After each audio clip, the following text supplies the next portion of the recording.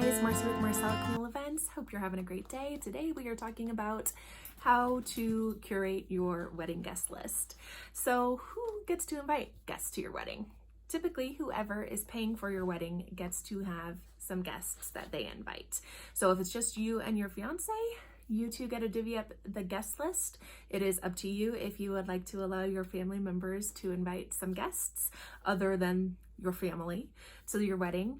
If it is your family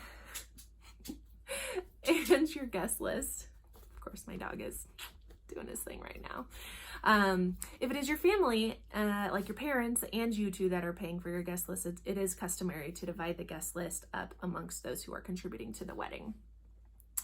Who should you actually invite?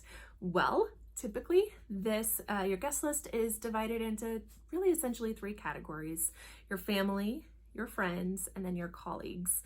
And of course, that can be divided up a little bit further: your parents' family and their friends, the bride's family and her friends, the groom's family and his friends, and then colleagues, which colleagues sometimes get coupled up, and hopefully they do with friends.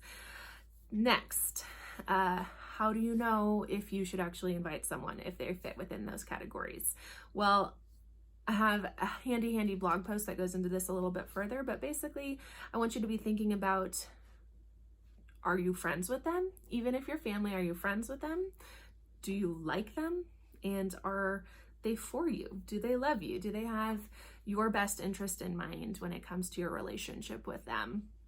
If they're family, have you seen them? Like, do you have a relationship? Have you talked with them for a while?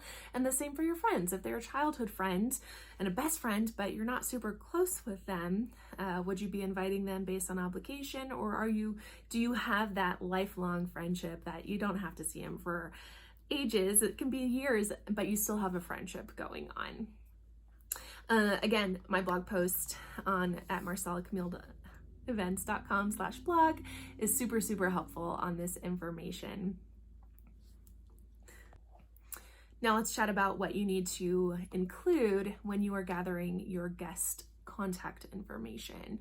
Obviously, you want to make sure that you have their full names. You do want to consider how to formally address the invitations. So it could be, Mr. and Mrs. or Sir, or if they are a doctor or they have a PhD, that formally goes at the beginning of their name. My grandpa is a doctor of mathematics, so he gets addressed doctor, name, last name, etc. You want to make sure that you have their email addresses and phone numbers along with their full address.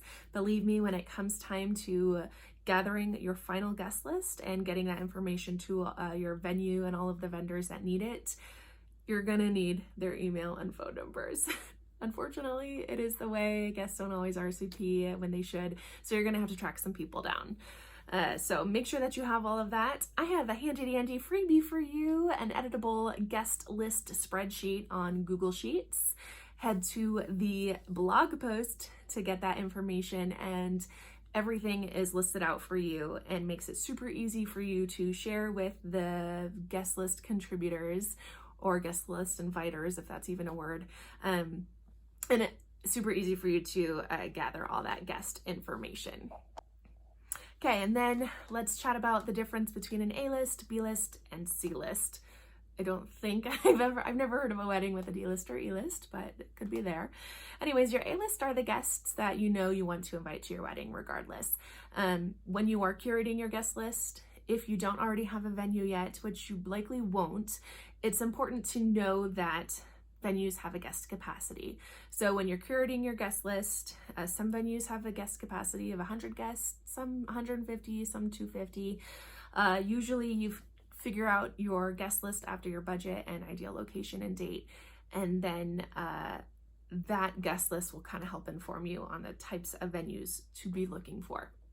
But your A-list guest list should fit within that ultimate guest capacity, the ideal one. Intimate weddings usually are guests of 50 or less, and 100 weddings are still intimate, a little bit larger. The average guest size is about 140, 135 guests. Large weddings are beyond that, 150 to 250. You can get really large there. but A-listers, they need to be within whatever your set capacity is that you're willing to host for your guest. Obviously, the more guests you have, the more meals you're paying for, the more napkins, the more florals, the more dessert, etc. And those are good considerations to keep in mind when it comes to curating your guest list. Your B list are people that, of course, you would love to have come to your wedding, but they do not fit within the amount of guests that can be totaled in your A list. So they should not be getting a save the date. They would be essentially, they would know that you're getting married. They might know the date of your wedding, but you do not send an invitation to them until you've already been getting no RSVPs from your A list. C lists are if you have gone through your A list and B list and you still have room, and those people, yeah, you want them to come, you weren't sure, but it would be great to have them. So you've already gotten no's from your A list and your B list and you have extra room, send it on over to your C list. As a rule of thumb, it is not kind to send invitations to guests generally less than 2 weeks before your wedding date. That is usually when final RSVP counts are due also. So hope that's helpful, chatting about how to create your guest list. Again, I have a helpful blog post on my website, www.marcellacamilleevents.com/blog. And in that, I have a free guest list spreadsheet for you to use and download. And I would be honored if you would use that. Hope it's helpful. Have a great day, you guys. We'll talk to you later.